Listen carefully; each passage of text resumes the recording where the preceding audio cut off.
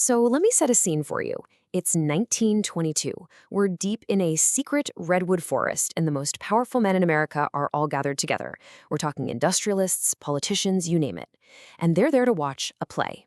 But this is no ordinary performance. This play has a message so radical, it feels like it's designed to tear down the very idea of their power. This is the wild story of the Rout of the Philistines. Right from the jump, in the play's own dedication, you get this super grand, kind of mysterious tone.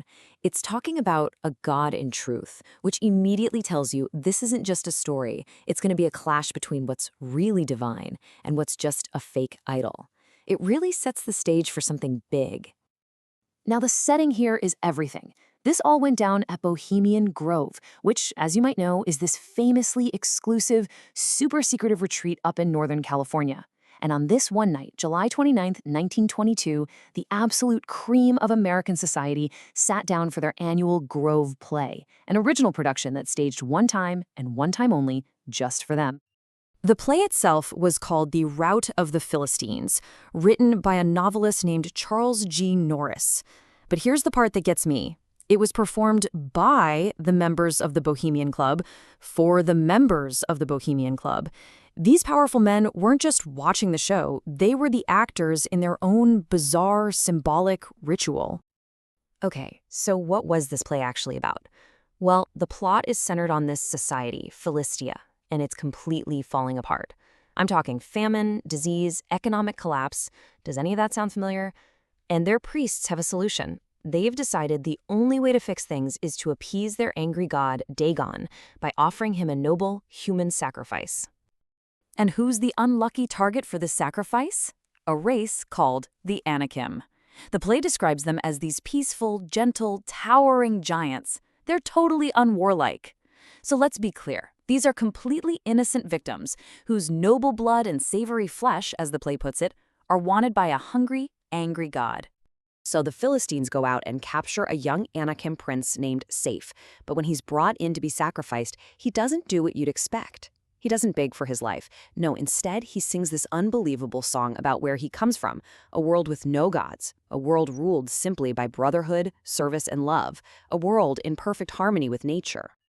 And then, he delivers the knockout blow. Sappho looks his captors right in the eye and tells them to cast off their foolish gods, these images of serpents and calves. He tells them that they are the gods, that the divine power they're looking for outside is actually inside themselves. Just try to imagine hearing that message in a forest full of men who basically worship industry and capital. And Sappho's song, it has this absolutely electric effect. It's not just a song, it's a revelation. Which really gets to the core question of the whole play. What happens when an artist, a singer, a writer, you name it, speaks a dangerous truth directly to power? Well, it turns out someone in the crowd was listening very, very closely. That spark of inspiration lands in the most unlikely of places. A slave named Boaz, the very sculptor who makes the idols for the Philistines, he steps forward, and he exposes the entire religion as a total fraud. He says their great gods, Dagon and the golden calf, are just hardened clay and straw that he made with his own two hands. He says he can smash them to bits and build them new again whenever he wants. The gods are fake. In the chaos that follows this revelation, the temple of Dagon literally explodes from the inside out. The famous golden calf idol crumbles to dust.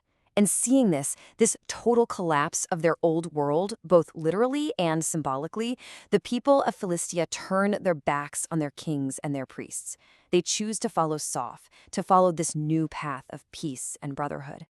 So you have to wonder, who would write something like this for this audience?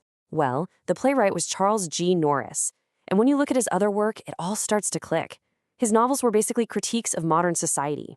He wrote about big business, ethics, materialism, and the composer, Nino Marcelli, even wrote different musical themes for the false god Dagon versus Sappho's theme of humanity. This wasn't some accident, it was a carefully crafted piece of social commentary, from top to bottom. Which leaves us with this one final, kind of haunting question.